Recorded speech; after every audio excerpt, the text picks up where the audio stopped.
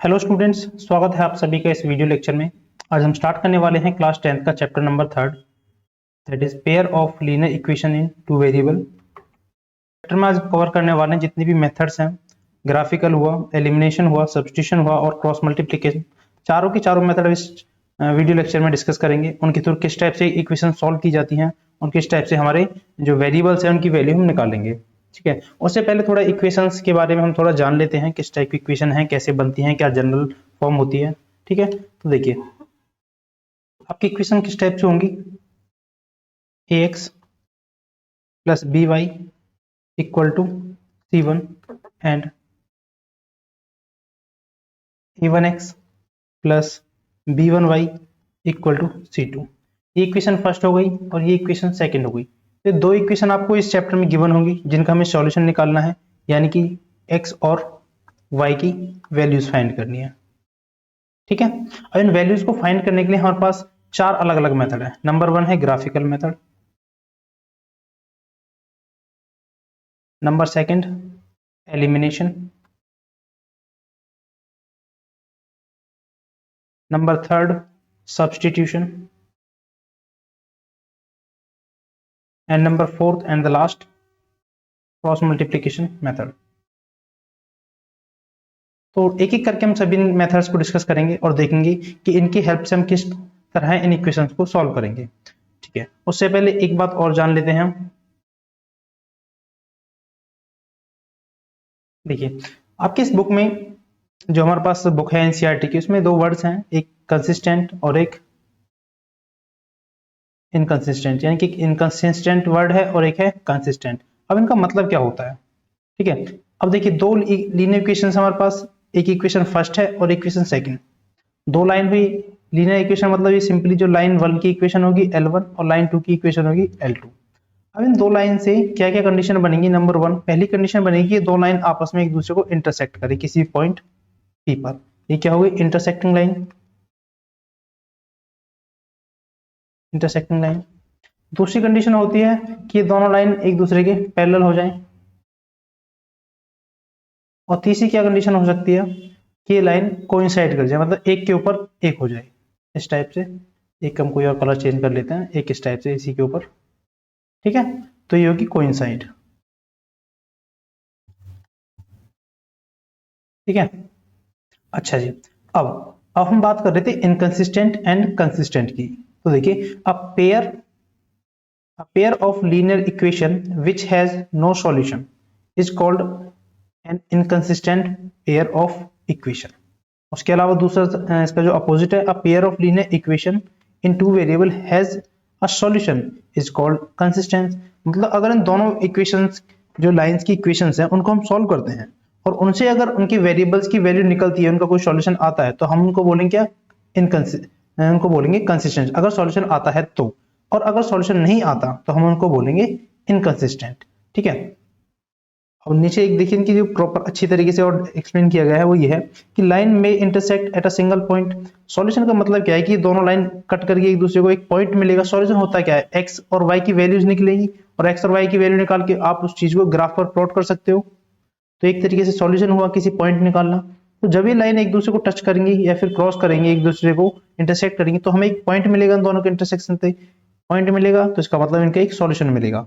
जहां पर ये लाइन एक सिंगल पॉइंट पर एक दूसरे को इंटरसेक्ट करती हैं, तो हमारे पास कैसा सॉल्यूशन होगा, अ सिंगल यूनिक सॉल्यूशन होता है। ठीक है, द लाइन में intersect in a single point in which in this case the pair of equation has unique solution, यानी कि एक अच्छा एक सॉल्यूशन होगा, यूनिक होगा।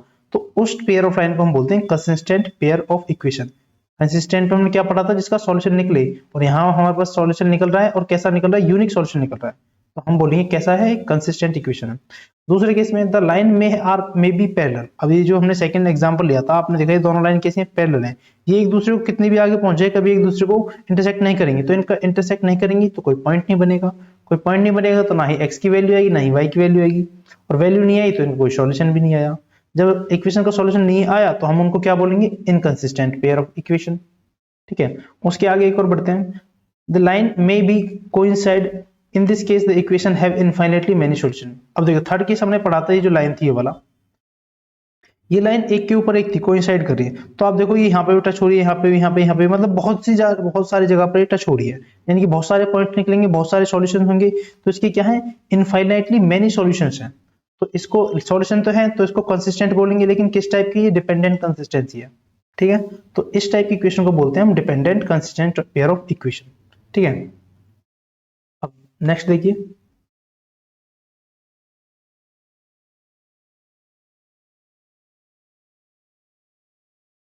अब इधर देखिए, हमारे पास इक्वेशन फर्स्ट ये गिवन है a1x plus b1y plus c1 equal to 0, और इक्वेशन 2 गिवन है a2x plus b2y plus c2 equal to 0। ये इक्वेशन नंबर 2 हो गई। अब हमने यहाँ से क्या वैल्यू निकाली है, a1 अपॉन a2 इनके रेशियोज लेंगे हम, और b1 upon b2, c1 upon c2, ये तीनों रेशियोज हमने उठा लिए इनके। अब हमने बारी बारी से चेक किया, तो पहली कंडीशन हमारी ये है कि अगर a1 upon a2 not equal to b1 upon b2 हो, पहली कंडीशन हमारे पास ये रही। अगर हमारे पास a1 upon a2 is not equal to b1 upon b2 होते हैं, तो कैसी लाइन होंगी, वो इंटरसेक्टिंग लाइन होंगी इस टाइप से। ठीक है, किसी भी पॉइंट पर एक इंटरसेक्ट करेंगे।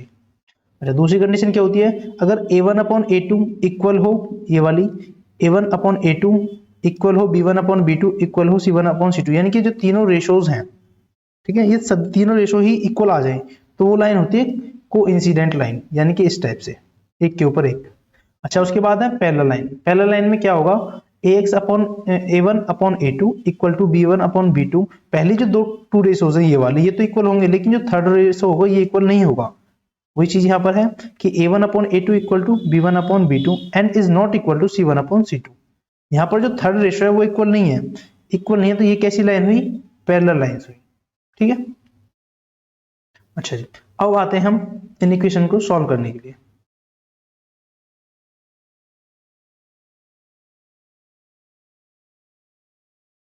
देखिए, फर्स्ट मेथड हम जो पढ़ेंगे इसमें वो है graphical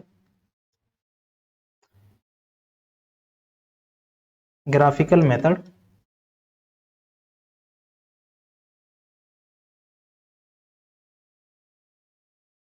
to solve the equations.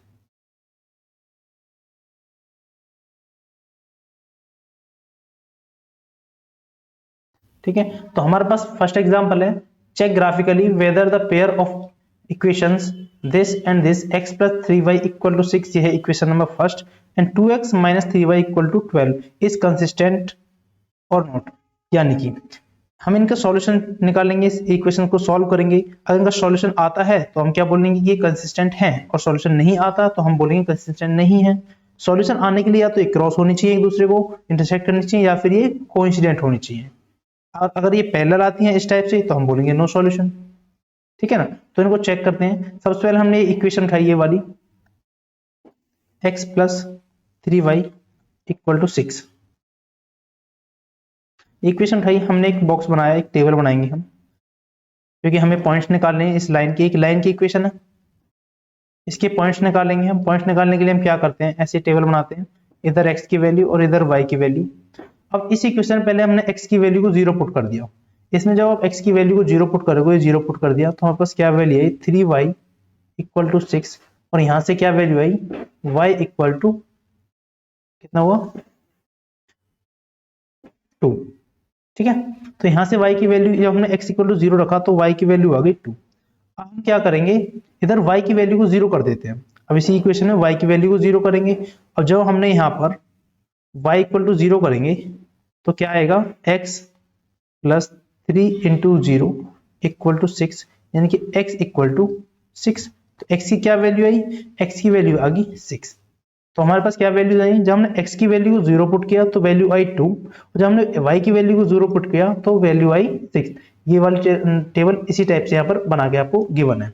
अब पता चल कि ये वाली वैल्यूज कैसे आई हैं। सेकंड इक्वेशन को सॉल्व करेंगे, 2x minus 3y equal to 12। जैसे हमने फर्स्ट इक्वेशन को सॉल्व किया है उसी टाइप से हम सेकंड इक्वेशन के लिए भी टेबल बनाएंगे इस टाइप से। तो हम पहले क्या करते हैं, x की वैल्यू यहाँ पर और y की वैल्यू यहाँ पर। तो यहाँ से x की वैल्यू को 0 पुट करते हैं हम इस इक्वेशन में, तो ये 0 हो गया, माइनस का 3y इक्वल टू 12, 3 से इसको 4 टाइम्स काटेंगे, माइनस इधर जाएगा तो क्या वैल्यू आई, माइनस के 4। अब हम क्या करते हैं, y की वैल्यू को 0 पुट करते हैं तो x की क्या वैल्यू आएगी, यहाँ 0 कर देंगे तो 2 से कितने बार, ये 6 बार कट जाएगा। क्या वैल्यू आई, 6 एंड 0।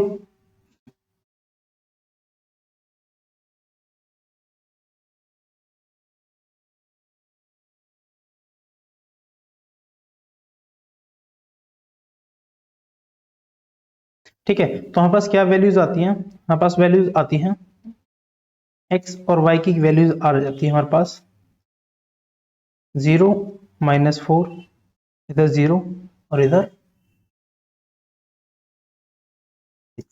अब देखिए इस वाली जो टेबल है क्वेश्चंस की, जो सॉल्यूशन के बारे में एग्जांपल को, उसमें क्या कर रखा है, इसमें वैल्यूज y के लिए -2 लिख रखी है। इन वैल्यूज का निकालने का मेन मकसद हमारा क्या होता है कि इस लाइन के ऊपर कोई भी हम पॉइंट निकालते हैं। देखो अगर हमें किसी भी लाइन की इक्वेशन खींचनी है ना, तो हमारे पास कम से कम 2 पॉइंट होने चाहिए। मानते हो आप, एक पॉइंट ये रहा, एक पॉइंट ये रहा, इनको मिलाकर हम कितनी भी बड़ी है कितनी भी छोटी लाइन खींच सकते हैं। तो आपकी मर्जी है, या तो आप ये वाले पॉइंट निकाल लो तो भी ये लाइन यही बनेगी, या आप -2 रख लो तो भी लाइन ये बनेगी। आप चाहो -2 ना रखकर y की वैल्यू अगर इसी इक्वेशन में, ये इक्वेशन आपकी इक्वेशन क्या है, इक्वेशन है 2x - 3y = 12। इक्वेशन है 2x - 3y = 12। अगर यहाँ पर आप y की वैल्यू क्या रखते हो, 1 भी रखते हो, 2x × 3 × 1 = 12। तो x की वैल्यू क्या आ जाएगी, यहाँ पर x की वैल्यू आएगी 12 प्लस 3 इधर जाएगा तो यानी कि 15, तो x की वैल्यू आ गई 7.5। ठीक है, 7.5 वैल्यू आ गई x की, और y की वैल्यू क्या थी, 1। तो 7.5 × 1 पॉइंट कहां पर होगा, x की वैल्यू चाहिए हमें 7.5, तो x 7.5 कहां होगा, x 7.5 होगा, ये 6 हो गया, यहाँ पर 7, 7.5 कुछ यहाँ पर हो जाएगा आपका 6, 7.5 ये हो गया, ये वाला जो पॉइंट है 7.5 हो जाएगा। देखिए ये वाला पॉइंट है, ये क्या होगा 7.5। अच्छा उसके बाद हमें वैल्यू क्या चाहिए, y की वैल्यू है, हमने क्या पुट की थी, y = 1 पुट किया था, लेकिन y = 1 क्या आएगा, यहाँ पर आएगा, तो 7.5 ये 6 हो गया, यहाँ पे 7 हो गया, और यहाँ पर हो गया 7.5। तो y की यहाँ पर आ जाएगा 7.5 और y की वैल्यू 1 यहाँ पर। तो ये लाइन इस टाइप से खिंच के जाएगी, तो भी लाइन यही बनेगी, मतलब यहीं से जो लाइन है क्रॉस होगी। तो हमें इन वैल्यूज को निकालने का क्या मेन मोटो होता है कि हमें कोई भी 2 पॉइंट निकालने होते हैं जिनकी हेल्प से हम उस लाइन को ग्राफ पर ड्रॉ कर सकते हैं। तो आप चाहो कोई भी अपनी मर्जी से 2 पॉइंट निकाल सकते हो और उस ग्राफ पर उस लाइन को प्लॉट कर सकते हो। तो देखिए मैंने एक पॉइंट ये निकाल के दिखा दिया, एक पॉइंट मैंने ये दिखा दिया निकाल के, एक पॉइंट ये रहा अलग से, और एक आपकी बुक में ये गिवन है। तो 3 पॉइंट निकाल के दिखा दिए आपको, जौन सा आपका मन करे जिसको भी आप इजी तरीके से निकाल सकते हो उसको आप निकाल लीजिए, लाइन की इक्वेशन प्लॉट कर दीजिए। तो देखिए पहली इक्वेशन जो हमने निकाली थी, इस पहली इक्वेशन के लिए पहला पॉइंट क्या था, 0 और 2। अब 0 2 को देखिए इस ग्राफ में क्या होगा, ये 1 की वैल्यू, ये 2 की वैल्यू है, और x की वैल्यू 0 यहाँ पर है, तो ये पॉइंट कैसा हुआ, पॉइंट ए हो गया 0 2। ठीक है, उसके बाद 0 एंड 6, और उसके बाद x की वैल्यू 0 है और y की वैल्यू 6 है, तो x एक्सिस पर 6 ये रहा, और y की वैल्यू 0 x एक्सिस पर होती है, तो 6 0 पॉइंट कौन सा हुआ, ये वाला। तो इस वाले दोनों पॉइंट को हमने मिला दिया, ये करके ए बी एक लाइन बना दी L1। इसी टाइप से हमने जो बुक में दे रखे हैं दोनों पॉइंट को मिला दिया, एक 0 -4 ये रहा पॉइंट 0 -4 P पॉइंट, और उसके बाद 3 -2 ये रहा पॉइंट Q वाला, और हमने जो निकाला था 6 एंड 0 वो पॉइंट ये रहा, हमने इस पॉइंट को मिला दिया तो भी एक लाइन ये आ गई P से लेके Q और B, P Q B एक लाइन ये आ गई L2 लाइन। अब देखिए दोनों लाइन एक दूसरे को कहां पर इंटरसेक्ट कर रही है, ये लाइन इस B पॉइंट पर एक दूसरे को इंटरसेक्ट कर रही है। तो जहां पर लाइन इंटरसेक्ट करती है वही उस लाइन का सॉल्यूशन होता है, वही उस जो वेरिएबल्स होते हैं उसकी वैल्यूज होती हैं। तो यहाँ पर इस लाइन का सॉल्यूशन क्या आया, पॉइंट B आया है जिसकी वैल्यू 6 और 0 है, यानी कि x की वैल्यू क्या है 6 है और y की वैल्यू क्या है 0। तो यही क्या है इस चीज का, लाइन का, यानी कि पेयर ऑफ इक्वेशंस का सॉल्यूशन है। और अगर इन दोनों का सॉल्यूशन निकलता है तो हम क्या बोलेंगे, ये कैसी इक्वेशंस है, ये कंसिस्टेंट इक्वेशंस है। ठीक है, तो ये तो आपका ग्राफिकल मेथड। नेक्स्ट बढ़ते हैं नेक्स्ट मेथड की तरफ। अब देखिए ये वही सेम क्वेश्चन है, जो क्वेश्चन अभी हमने ग्राफिकल मेथड से सॉल्व किया था वही सेम क्वेश्चन है ये, और इसी क्वेश्चन को हम नेक्स्ट मेथड यानी कि एलिमिनेशन मेथड से, नंबर 2 एलिमिनेशन मेथड से सॉल्व करेंगे। अच्छा आप देखना कि जो भी हम क्वेश्चन सॉल्व कर रहे हैं, मैं एक ही क्वेश्चन ले रहा हूँ सभी मेथड से, यानी कि 4 अलग अलग मेथड से उस क्वेश्चन को सॉल्व करूंगा, और आप पाओगे कि सभी मेथड से सॉल्व करने के बाद जो सॉल्यूशन आएगा, यानी कि जो वैल्यूज आएंगी एक्स और वाई की, वो सेम वैल्यूज आती है। ठीक है, तो देखिए अब मेथड करते हैं एलिमिनेशन स्टार्ट। एलिमिनेशन मेथड में हमें क्या करना होता है कि हम किसी भी इक्वेशन को उठाते हैं, कि ये इक्वेशन क्या है, फर्स्ट है, और ये इक्वेशन है सेकंड, तो हम इसी में से एलिमिनेट करेंगे किसी वैल्यू को। एलिमिनेट का मतलब किसी चीज को हटा देना। तो अच्छा, पहली इक्वेशन में क्या करेंगे हम, multiply by 2 in equation first. अब आप बोलोगे भाई मैंने 2 से मल्टीप्लाई क्यों किया? 2 से मैंने मल्टीप्लाई इसलिए किया, जब मैं यहाँ पर 2 पर मल्टीप्लाई करूंगा तो ये क्या इक्वेशन बन जाएगी, 2x प्लस 6y इक्वल में 12, ये इक्वेशन बन गई। और दूसरी इक्वेशन क्या है, 2x माइनस का 3y इक्वल में 12। आप देखोगे ये वैल्यू और ये वैल्यू क्या है, ये वाली जो फर्स्ट 2x है और ये वैल्यू, दोनों वैल्यू सेम है, तो यानी कि मैं इनको इजीली काट सकता हूँ। काटने के बाद 0 बचेगा, तो मैं क्या करूंगा, इसको माइनस कर दूंगा, माइनस माइनस और माइनस। अब देखिए ये भी माइनस है और ये माइनस, तो माइनस माइनस क्या हो जाएगा, प्लस। यानी कि क्या करते, घटाने घटाने पर बाय सब्ट्रैक्टिंग, जब हम सब्ट्रैक्शन करते हैं इक्वेशंस के, तो बस उसके जो निशान होते हैं, यानी कि जो मार्क होते हैं, वो चेंज हो जाते हैं। प्लस को आप चेंज कर देते हो माइनस में, और माइनस को चेंज कर देते हो प्लस में। तो यहाँ प्लस का था तो ये माइनस हो गया, और ये वाला माइनस का था तो ये प्लस हो गया। और ये मैंने बता दिया आपको कि प्लस हम क्यों करते हैं। जब माइनस में से कोई चीज हम माइनस करेंगे तो माइनस माइनस दोनों जो निशान होते हैं मिलकर क्या बनाएंगे, प्लस बना देंगे, तो इसलिए प्लस हो जाता है। और ये प्लस का था तो ये माइनस। अब देखिए ये 2 से ये वाला 2 कैंसिल हो गया, और इधर क्या हो गया, ये 12 से ये वाला 12 कैंसिल हो गया। अच्छा, यहाँ पर इन दोनों को ऐड करिए, 6 प्लस 3 इक्वल टू 9y, और यहाँ क्या वैल्यू बची, 0। जब यहाँ से आप y की वैल्यू निकालोगे तो 0 अपॉन 9 इक्वल टू 0, तो y की क्या वैल्यू आ गई, y की वैल्यू आ गई 0। ठीक है, अब जो y की वैल्यू 0 आ गया, हम क्या करेंगे, इस y की वैल्यू को इस किसी भी इक्वेशन में पुट कर देंगे, जिसमें भी आपका मन करे, जहां भी आपको लगे कि यहाँ से मैं आसानी से कर सकता हूँ, वहां पुट कर लीजिए। और उससे क्या होगा, जो हमारा वेरिएबल x है उसकी वैल्यू निकल जाएगी। तो मैंने इक्वेशन ली ये वाली, इस फर्स्ट इक्वेशन में वैल्यू पुट कर रहा हूं, पुटिंग वैल्यू ऑफ y। जब मैं यहाँ पर वैल्यू ऑफ y पुट करूंगा तो क्या हो जाएगा, x प्लस में 3 इंटू वाई की वैल्यू 0 है, इक्वल में क्या है 6, तो x plus 3 into 0 0 equal to में 6, यानी कि x की जो वैल्यू आ गई वो आ गई 6। ठीक है, अब हमारे पास दोनों वेरिएबल्स की क्या वैल्यू आई है, हमारे पास x की वैल्यू आई है 6 और y की वैल्यू आई है 0। अगर हम देखें तो क्या पॉइंट आ गया हमारे पास, 6 एंड 0। और यही तो हमारा, जब हमने ग्राफिकल मेथड से किया था, तो यही सॉल्यूशन तो हमारा आया था। एक ही पॉइंट आया, यानी कि कैसी है, इंटरसेक्टिंग लाइन है। ठीक है, सॉल्यूशन आ गया तो इक्वेशन कैसी है, ये कंसिस्टेंट है इक्वेशन है, कंसिस्टेंट इक्वेशन। ठीक है, एलिमिनेशन मेथड आया समझ में। एक बार फिर से रिपीट करता हूं, हमारे पास दो इक्वेशंस हैं। हम क्या करेंगे, किसी भी एक टर्म को जो इजीली हो सकती है उसे हम इसमें से एलिमिनेट करेंगे, यानी कि हटाने की कोशिश करेंगे। उसके लिए हम क्या करते हैं, जो कोफिशिएंट्स होते हैं, ये 2 है, ये 3 है, 3 है, इनको हम क्या करते हैं, माइनस करते हैं। आप देखो इसी इक्वेशन में 2 की मल्टीप्लाई ना करना चाहते थे तो ऐसा भी कर सकते थे, ये इक्वेशन है, इसमें सीधा इसको ऐड कर दो। ऐड करोगे तो 3 से 3 कैंसिल हो जाएगा, यहाँ पे क्या वैल्यू आएगी 2 और 1x, यानी कि 3x, और यहाँ पर कितना हो गया 18, 12 एंड 6 इक्वल टू 18। यहाँ से जो x की वैल्यू आएगी वो कितनी आ जाएगी, 6 आ जाएगी, तो भी आपकी सेम वैल्यूज आएंगी। फिर आप इस x की वैल्यू को किसी वैल्यू में पुट कर दीजिए, मान चलो यहाँ पुट कर देते हैं x की जगह 6 प्लस 3y इक्वल टू 6, ये प्लस का 6 है, इधर भी 6 से कैंसिल हो गया, तो y इक्वल टू क्या बचा 0। आप यहाँ से वैल्यू निकाल सकते हो। तो आपकी मर्जी, आप किसी भी टर्म को एलिमिनेट करके, हमें लेकिन एलिमिनेट करनी होती है किसी भी एक वेरिएबल वाली टर्म। अगर आप बोलने लगो कि इनको टर्म को एलिमिनेट करें तो उससे सॉल्व नहीं होगा। ठीक है, हमें कोई भी वेरिएबल वाली टर्म जो x और y में, उनमें से किसी एक टर्म को एलिमिनेट करना पड़ेगा, तब जाकर हमारे पास एक वेरिएबल बनेगा और तब उसका वैल्यू निकलेगी। फिर उस वैल्यू को हम इक्वेशन में पुट करके दूसरी वैल्यू निकाल लेंगे। तो इस टाइप से था आपका एलिमिनेशन मेथड। अब बढ़ते हैं नेक्स्ट मेथड की ओर।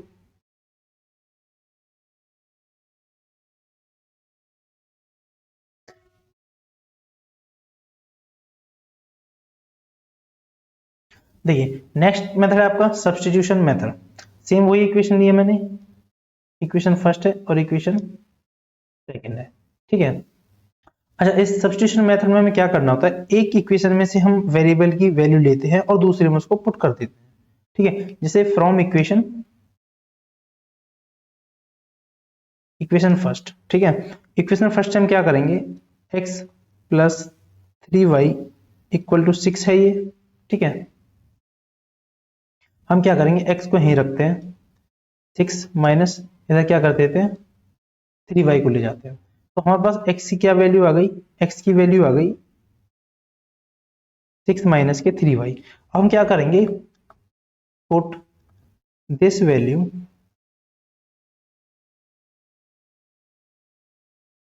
x in equation second. हमने फर्स्ट से तो ये वैल्यू निकाली है और इस वैल्यू को हम क्या करेंगे, सेकंड वाली इक्वेशन में पुट कर देंगे।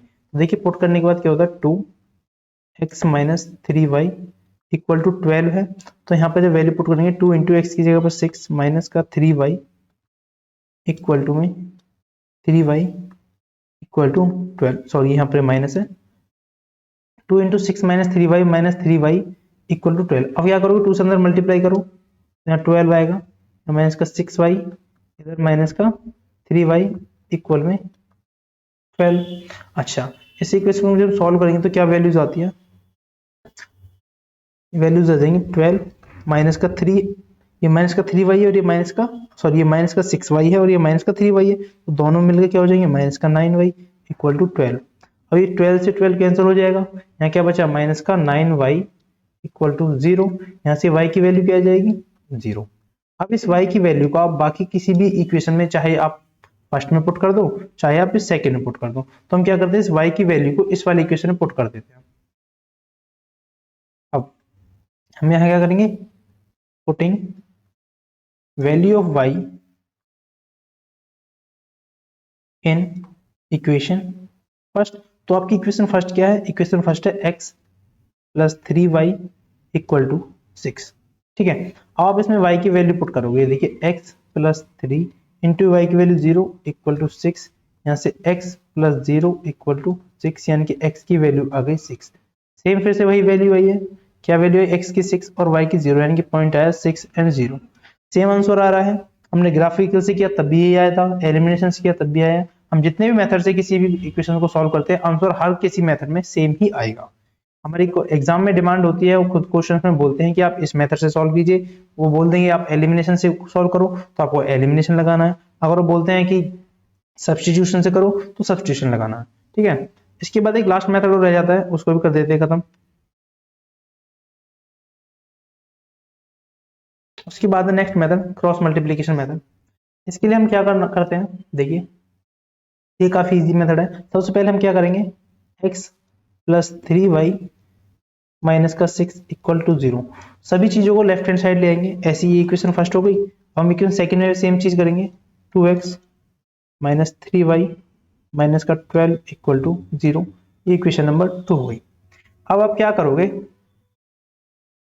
यहां से या तो आप ऐसे कंपेयर कर लो, a1x plus b1y plus c1 equal to 0। तो देखिए ये मेथड अगर मैं इसे लिख के बताऊं आपको पूरा, तो काफी कंफ्यूजन जाता है। आप सिंपली ध्यान दीजिए एक बात, जैसे मैं कर रहा हूं, आप x लिखोगे, इधर y लिखो और इधर 1 लिखो। आप क्या करोगे फिर, ये जो कोफिशिएंट्स हैं, जैसे x का कोफिशिएंट क्या है 1, तो आपने 1 लिख दिया, इधर y का कोफिशिएंट क्या है 3, तो y के नीचे 3, और ये क्या होती है कांस्टेंट टर्म जिसकी वैल्यू क्या है -6, तो ये लिख दिया -6। ऐसे ही हम सेकंड इक्वेशन से उठाएंगे, x का कोफिशिएंट हो गया 2, इधर y का कोफिशिएंट -3, और इधर कांस्टेंट वैल्यू क्या है -12। इतना आपने लिख लिया अपनी कॉपी में।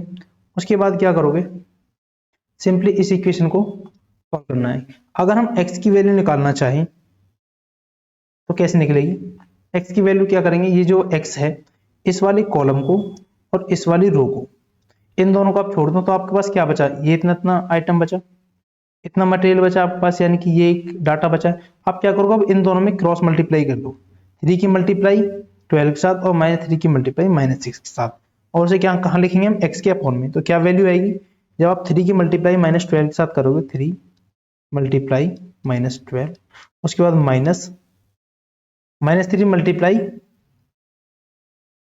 माइनस के 6, ठीक है, इक्वल में, ऐसे हम अब फिर क्या करेंगे y। अब y की वैल्यू निकालने के लिए हम क्या करेंगे, पहले इसको थोड़ा साफ कर लेते हैं।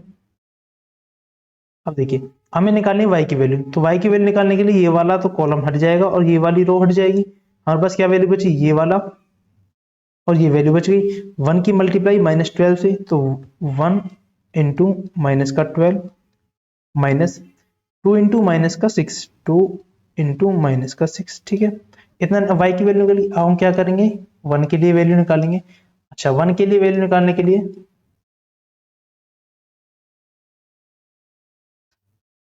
1 के लिए वैल्यू निकालने के लिए क्या करेंगे, ये वाला कॉलम हटा देंगे, ये वाला कॉलम हटा देंगे और ये वाली रो हटा देंगे, तो क्या डाटा बचेगा, ये वाला डाटा बचा सिर्फ। हम क्या करेंगे, इसमें क्रॉस मल्टीप्लाई कर देंगे। 1 की मल्टीप्लाई -3 के साथ, 1 इंटू -3 माइनस 2 की मल्टीप्लाई 3 के साथ। इतने में आपके पास डाटा आ गया। आप क्या करोगे, इस डाटा को सॉल्व करोगे। इसको सॉल्व करने के लिए क्या करेंगे, x है अपॉन में 3 इंटू माइनस का 12 माइनस का 36। अब देखिए -3 इंटू 6 18, और ये माइनस और माइनस मिलके प्लस हो गया, तो बीच का माइनस ही रहेगा। इधर देखिए y अपॉन में माइनस का 12 माइनस 2 इंटू 6 12, लेकिन ये वाला माइनस और ये वाला माइनस मिलके प्लस हो जाएगा। ऐसे ही नेक्स्ट सॉल्व करेंगे, 1 अपॉन में इधर क्या आ जाएगा, माइनस का 3, ये माइनस और इधर 2 इंटू 3 6, ठीक है। अब देखिए ये वाली वैल्यू तो कैंसिल होगी, -12 से +12, इधर क्या बचेगा, x अपॉन में 54, लेकिन किसका है, माइनस का 54 है, इक्वल टू में y अपॉन में 0 इक्वल टू 1 अपॉन में माइनस का 9। अब क्या करोगे, एक बार तो इस वाली इक्वेशन को इसके इक्वल पुट कर दोगे और एक बार इस y वाले को। तो पहले हम क्या करते हैं, x अपॉन में माइनस का 54 इक्वल करते हैं 1 अपॉन में माइनस का 9। तो माइनस से तो माइनस कैंसिल हो गया, x की क्या वैल्यू आई 54 अपॉन 9, 9 से इसको डिवाइड करेंगे क्या वैल्यू आएगी 6। यहाँ से x की क्या वैल्यू आई, यहाँ से x की वैल्यू आ गई 6, ठीक है। ऐसे हम क्या करेंगे, अब सेकंड के लिए y अपॉन 0 को इक्वल कर देंगे 1 अपॉन -9। अब 0 को मल्टीप्लाई कर देंगे इधर, तो क्या वैल्यू हो जाएगी 0। तो यहाँ से y की क्या वैल्यू आ गई 0, यहाँ से भी क्या वैल्यू आई है, y की इक्वल टू 0। तो क्या पॉइंट आया, सेम वही पॉइंट आया 6 इंटू 0। तो आपने देखा कि हमने एक ही एग्जाम्पल को इस बुक में जो हमें 4 मेथड दिए गए सबसे एक एक बारी करके सॉल्व किया, और सबसे इन द रिजल्ट क्या आया 6 इंटू 1, यानी कि एक यूनिक सॉल्यूशन आया,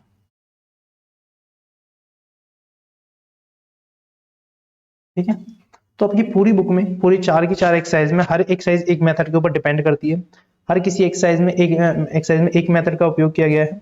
पहला मेथड ग्राफिकल हो गया, फिर एलिमिनेशन, फिर सब्स्टिट्यूशन और फिर क्रॉस मल्टीप्लिकेशन। अब हो सकता है कि जब सिलेबस अपडेट किया हो तो उसमें किसी के में क्रॉस मल्टीप्लिकेशन ना हो, तो घबराने की कोई बात नहीं है। जिसे जरूरत है अपने सिलेबस के अकॉर्डिंग वो इसे कर सकता है, जिसे कंफर्म है कि उसके सिलेबस में नहीं आने ये टॉपिक, तो उसे स्किप कर सकता है, ठीक है। ये चारों के चारों मेथड मैंने आपको अच्छी तरह से करा दी है। एक ज्यादा प्रैक्टिस तो नहीं करी है, लेकिन कंसेप्ट जो है मेथड के पीछे वो मैंने बता दिया है। फिर भी अगर कहीं आपको प्रैक्टिस की जरूरत पड़ती है तो नेक्स्ट सेशन में हम इसके प्रैक्टिस क्वेश्चंस और सॉल्व कर लेंगे। तो आज के लिए इतना ही, मिलते हैं नेक्स्ट वीडियो लेक्चर में।